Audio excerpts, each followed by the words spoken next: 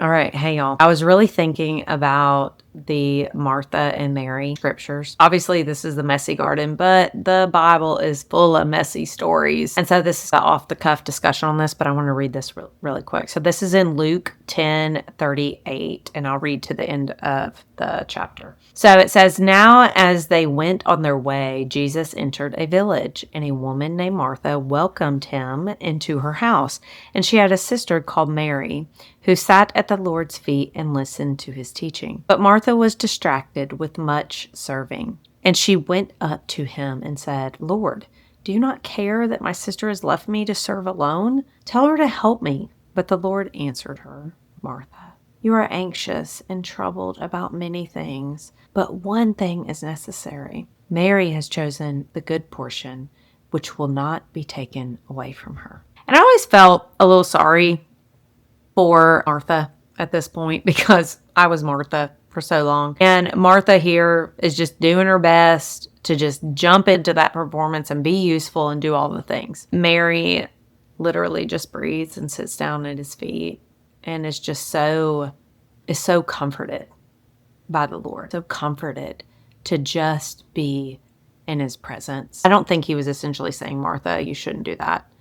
Ever, because that is part of us as women. We are natural to serve and to do things and to make people feel welcomed and nice, especially in our homes. But at that point, it was about being in the presence of the Lord. And so we can miss those times. There is a time to serve. There's a time to be useful as far as making sure that people are loved and taken care of and making sure that they have hospitality from you.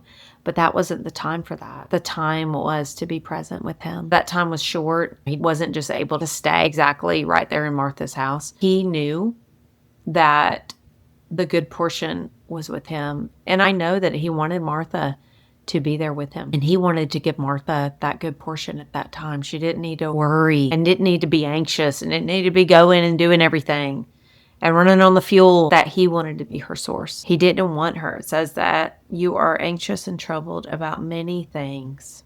Don't we run around with like chickens with our head cut off sometimes? And you can just tell.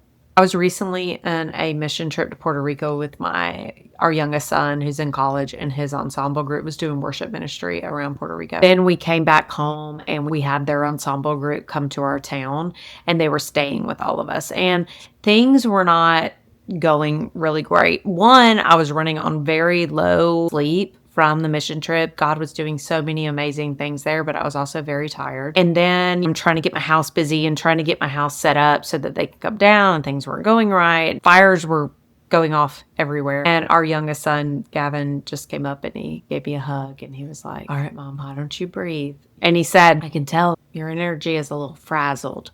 And so I was Martha. In that moment, I was frazzled.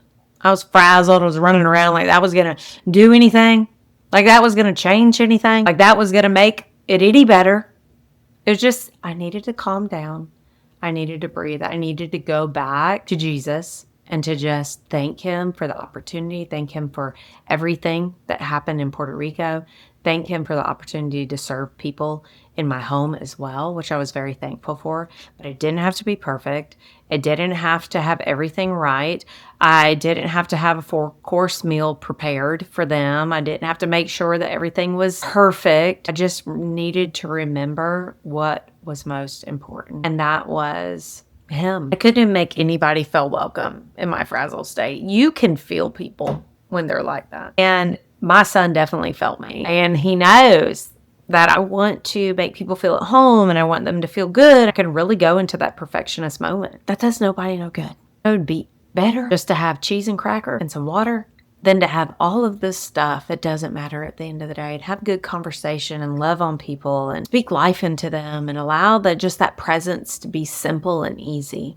And so that is my encouragement to you today, is that I think we can all be Marthas. We all can. And in this society that we live in and the time that we live in, you definitely can, because you feel like that you have to prove everything and to have the perfect house and the perfect surroundings and put on the perfect show. And that's really not at the end of the day what matters. At the end of the day, it just matters to be present with the Lord. And if he calls you to be present with other people, to just really to be present with them. And it's not what you bring to the table. It's not how useful you are. It's not how productive you are.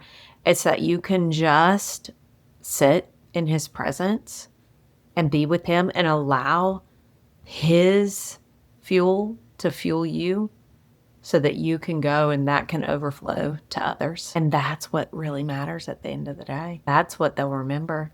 Yeah, so that's my encouragement. And I think I'm just preaching to myself a little bit here because I need to remember all of this at the end of the day, to just remember it's all about him and it's being present with him.